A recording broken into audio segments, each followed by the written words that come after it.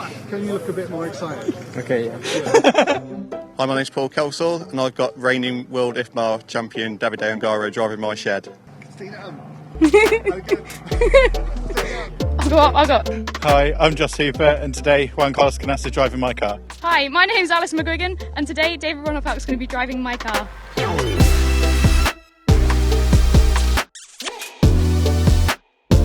RCGP loves RC2, the event where club racers team up with professional RC drivers to improve their setup and compete together for the win. First, our RC2s pick their pros. And after the new teams get acquainted, the RCGP drivers get a few laps on track in their RC2 cars. Then there's a timed 5-minute makeover where the teams do what they can to improve the setups and get the buggies battle ready. Next, it's over to Nick as the pros try to get the fastest possible lap out of the RC2 machine. I'm Joss Hooper, and today Juan Carlos Canasta driving my car. And away and out goes Juan Carlos Canas with the bright yellow machine of Josh Hooper. And there he goes, he starts his first lap. Also, it's quite nice, he's got the thing rolling beautifully, that's good. And I think probably the way around here is not to push too hard, because the car's not going to do exactly what it wants. You've got to react to the things it's not doing it should be. So up and over, so he comes up to complete the lap. So as we know, a good lap by these guys is about 36 and a half. And the first lap over the line, Canas clicks at a 37.8. So he's effectively about a second and a half slower with this car than he'll probably be with his own. It's hard to tell, good laps and bad laps. You can see what's happening really is the car is effectively not landing in the way that Canas would want it to do with his own car. So he's not able to carry the same amount of speed. He's not quite handling flat enough. They are, of course, I think now back onto the control tyre as well, which is another thing. So they're on a completely different tyre than they're used to. On the control tyre, which is a little bit slower as well. So actually at 37.875, thinking about Kevin Brunson's time, just the fast on the control tyre isn't too bad. Flies over again, that time's a 37.338. So with this control tyre, this is a pretty impressive performance. Canas, oh, and that's the third lap gone, but he was on the knife edge the whole time. Oh, up and over he goes. My name's Alice McGuigan, and today David Ronopak's going to be driving my car. Now I know for a fact, because Alice was really chuffed, that she managed to do a 46-second lap in one of the qualifiers. That was what her aim was. As a 46 was what she wanted to do. She managed to do, I think, one of those. Let's see what Ronopak can do. You really see the car's not quite as quick down the straight. That's not for any other reason, probably. It's not quite as good an engine, and it's probably not geared for the straight. Up and over now. He got away with that one. It was a bit too much to the right-hand side as he looks at it going away from us. Through the touring car section 1, because there's 2 of them, of course. Now turn on to the multi-surface, a little bit oversteer, he'll take 2 bites of cherry going into that one. And now simply up the jumps. And again, it's a situation with the drivers. These guys don't know these cars are back of their hands. They're also obviously they're being very careful not to crash them too much either, because it's somebody else's property. So they're a little bit within themselves. And it looks like it's going to be a 38 something. It's a 38.9, so a little bit slower than Canas could do, but don't forget, that's about just so you know, that's about 6.5 seconds faster than Alice has gone with her own car. So actually it's 7 seconds. It's 7 seconds quicker than she's managed to do a lap with that car. And that's the course when you have the reigning European champion running. So it's quite useful for Alice to know there's quite a lot more speed in that car, and that she can really push it tomorrow and try and develop the speed that she has, knowing that the car is settled in a way that it can do a 2 or 3 or 4 second faster lap, and she hasn't got to push the envelope too much. Noticeably slower down the straight, that car. So obviously 38.111 faster again, so 38.1, just 8% slower than Canas. And Ronopak just looking to go about 8 seconds faster than the car went under the auspices of the RC2 driver. Fly over again. Just turning. Oh, and that one's gone as well. My name's Lyndon Hamer, and I've got Lee Martin driving my car. Lee kicks off for the first lap. Circumspect round the first corner.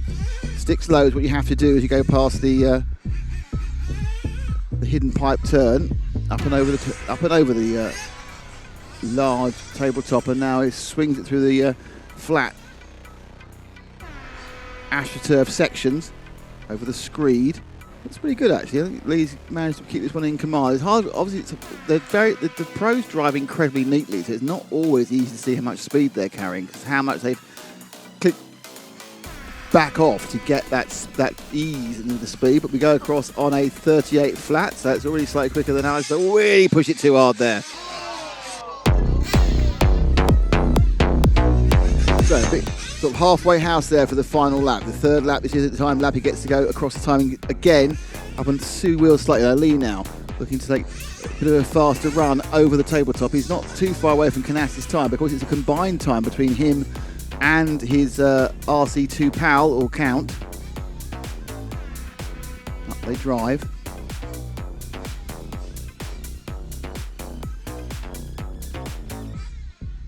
It's just a few corners to go. Looking quite good on the flat sections. And we are on 34, 35, 36, 37, 6. Just slower. Hi, my name's Paul Kelsall, and I've got reigning world IFMAR champion Davide Ongaro driving my shed. Doesn't look to be carrying quite as much speed as visually in the others. It can be, very deceptive. It's hard to tell an individual speed. It just seems that the Ongaro not quite getting it to go as quickly as Marty in the flow. That nearly went, but he got it. It's got to me quite a lot of understeer in it, which suddenly turns to a snap roll. I think probably Ongaro needed more than 10 minutes on that one to sort it out. But it might just be that he's trying to tune down his steering. I think you're on somebody's transmitter as well, which is another thing. And he comes across in the 38.8. That was better that time, so I think... Oh, no, he's lost a half second there. You can see there's the rear of the car is a little bit squatty, and I think that's what's slightly slowing him down. He's just got to try and control the rear end. I can't help thinking that you gave him 5 minutes on this, he'd find a couple of seconds, because it's just a case of... Well, another second, because it's just a case of really adapting his style to the weaknesses of the setup. So through the touring car section for the second time. I think this would be slower just because that little thing, yeah. So he's not. So his best is still 38.805. And now he has to try and put in a killer last lap. I think visually this has been the most, the least settled car. So. Kind of think this is the one that's been more effort for Ongaro to keep running. And they've already released the next car, so trying to speed the process up a little bit. But it's just the last couple of corners for Ongaro. And it's a bit wide there, and it's not really happened for him. He got a 39, so yeah, it's a 38.8 for what was not a great looking car on the track. Name's Ben Johnson, and I have Pecco driving my car. So you kind of think Pecco could do anything off-road. This might be absolutely up his wheelhouse to be able to do this.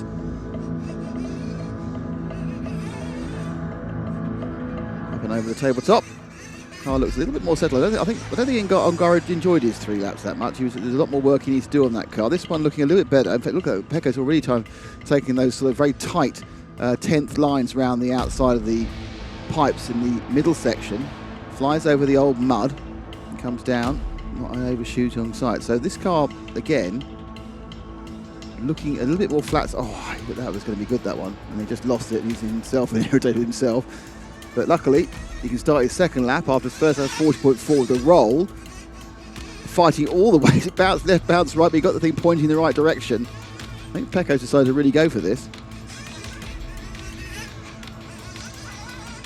When we actually came into this idea, I thought the Pecco, who can drive anything off-road, 10th, 8th, 5th, you kind of felt you'd have a kind of a natural advantage. You're used to things, yes, they're off-road, but they're all handling completely differently. So it's whether he can adapt in 3 laps of doing it. Evening comes down. So he's just got the touring. This is what caught him out last time. It was the change of surface just here caught him out. This time, no. Let's see what this comes down. His banker lap, and his banker lap is a 38.5. Right. Now he has to go for it and see if he can find a bit of extra speed. One thing we don't know, obviously, is the engines on these. Some of these engines just aren't as quick as the others. You know, it's not a case where the pros always have the best engine they can get. Sometimes you've just got something you can afford that may be quite a bit down on power compared to some others. But Ben Johnson's car has never gone this fast, I guarantee that. As Ivan goes onto the mud structure for the last timed time. Rolls down the hill. Nice corner now. He needs to try and keep the thing on the flat to see what time he can get. 38.5. He'd like to get a few tenths faster than that. Puts the power down and goes across in a 38.319. Hello, my name's Mike Driscoll and Alex Zancatin is driving my car. And there it goes. So down the straight. First lap. A little bit way out wide there, so that's already his first lap's already gone wrong.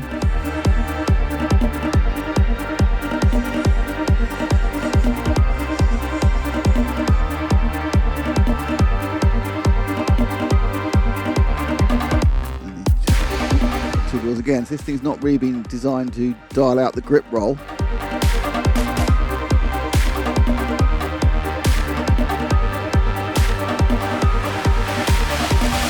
Two bites, got it through though, and so the first lap will be in the books, but it should be a relatively slow one after that accident. Yep, now Alex has two more to try and turn the tide.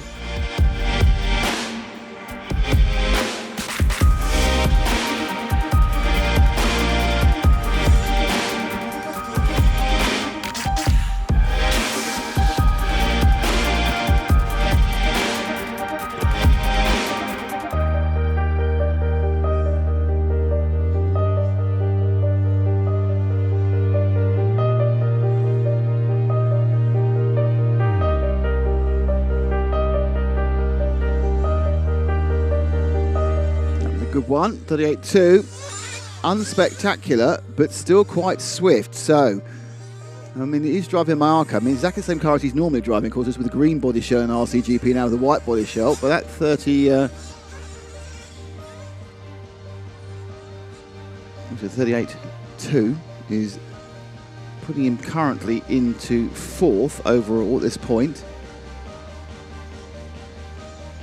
Working the throttle quite heavily. And he comes into the touring car section now. He's not going to, I don't think he's going to get an awful extra speed on this one. You know, the 3/10 slower. So there is the current running order. 37.3 for Canas, 37.6 for Lee Martin, 38.1 for Dave Ronefalk, 38.2 for Alex Ancetin, 38.3 for Pecco Evening, and 38.8 for an ill-handling Davide Ongaro machine. With the RCGP drivers done, there's just a few moments for advice and adjustments. And it's time for the RC2 drivers to pilot their own machine for the fastest possible lap.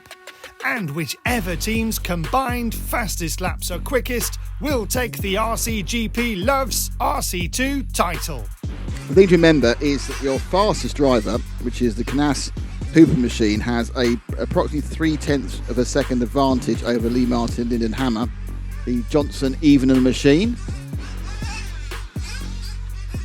So remember that Pecco turned a 38.3 with this car, and that's not going to be a 38.3 because it's upside down. So that's all gone horribly wrong immediately, and hopefully he can actually complete it. So Kelsall now goes down the straight. This car, it was very circumspect when he had oh, and he's made a mistake. Oh dear, no one can turn a lap round. Onto the screed. It's really for anyone to put a lap time in. So far, no one's put a lap time in, and neither has Linden. The pressure of the audience obviously is wearing heavy on these guys. So he's a bit lost there going around the carpet. So he carries on going.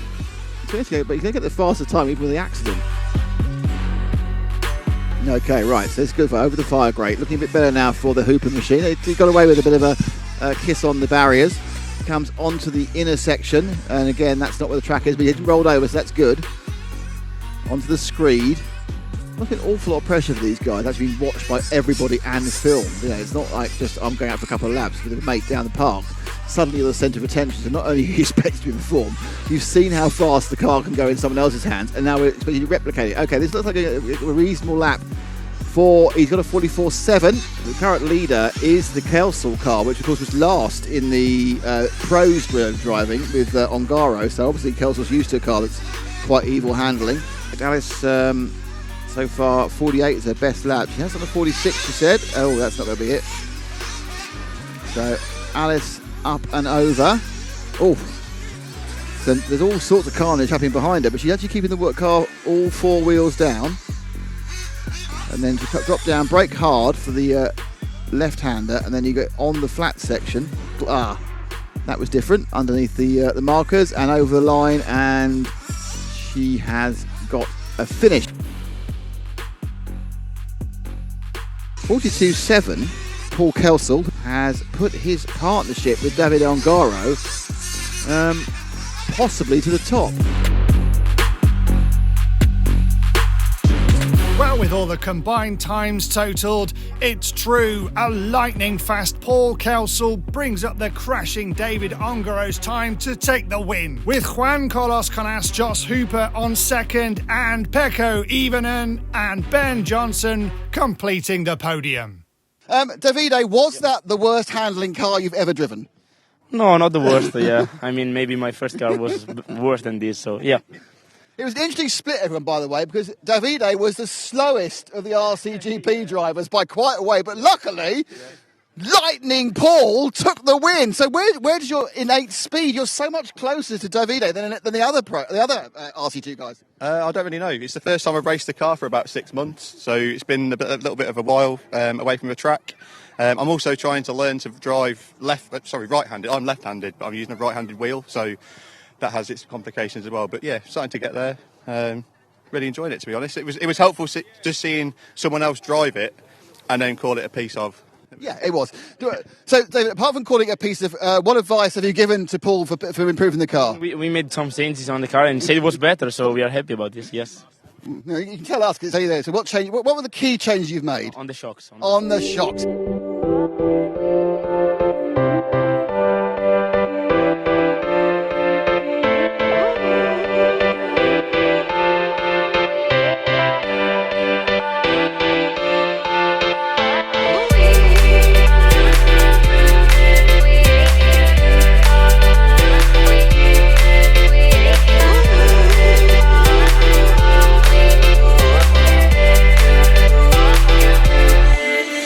Up, all six of you, the whole team together, everyone together for a big beer-based celebration. Thank you to the RCGP drivers, thank you to the RC2 drivers.